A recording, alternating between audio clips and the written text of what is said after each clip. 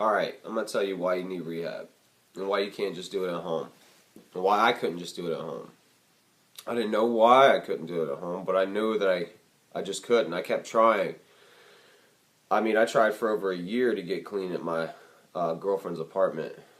Many, many times. She'll tell you. She helped me. She bought me every kind of little thing you could look up, research, valerian roots, iron tablets, everything for my restless legs, everything. But guess what? You can treat all the physical stuff,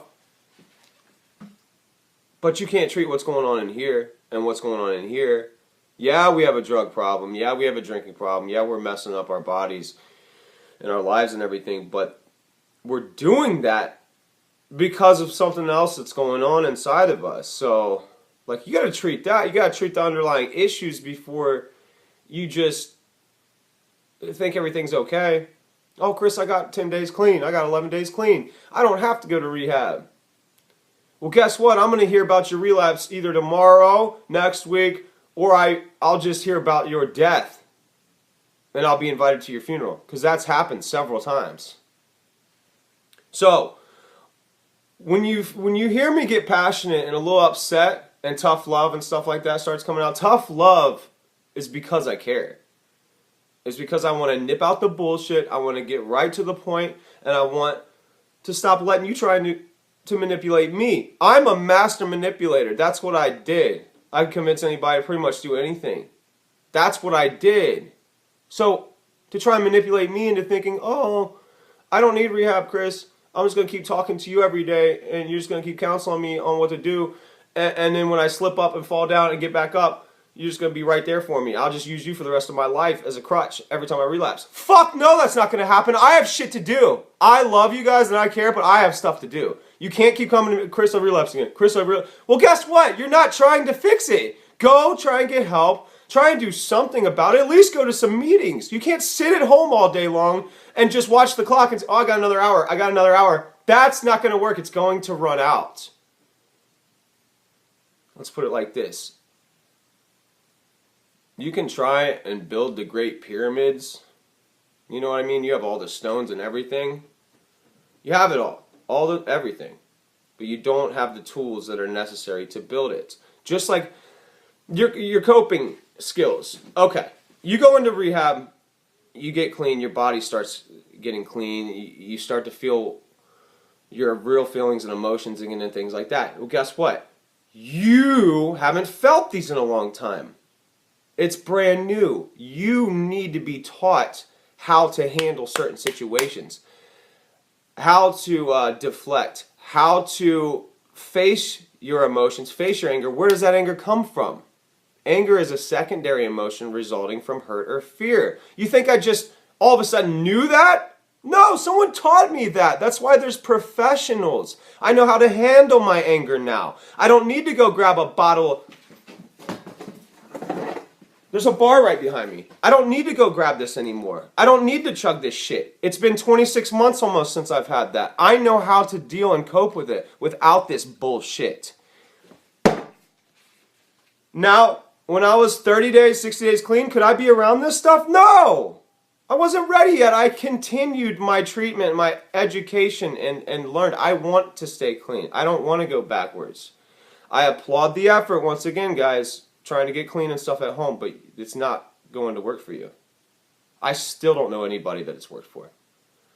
I think 90 to 100 days is the most I've ever heard anybody staying clean really at home. And they were very isolated out in country. I mean, it's just, you gotta figure out what's going on in here. There's an underlying issue that needs to be treated, if not many. Multiple things. I was hurt so badly, deep down, built up stuff from years and years when I was a kid, not forgiving my father for dying on me, all kinds of stuff, man. I had to learn to let that go and then live life on life's terms. When it deals a whole shit sandwich at me, guess what? I know how to deal with that. I know how to chop it up. I know how, instead of suppressing my feelings, emotions, letting it build up, then exploding and having to cope with alcohol or pills. No. I go for a walk. I call somebody. I am comfortable dealing with life's bullshit. Now, yeah, it sucks. It's not always going to be peaches and cream. But you can't do it at home, man. Like, if you could just ask Amy, like, she'll talk to you about it. And I don't care what she tells you about it. There's some seriously disturbing things that went on in the detox of an apartment. I mean, come on. That's not what's supposed to happen. You need nurses. You need medicine. I had so many different medicines. I was coming off Xanax, too. You can die from that stuff.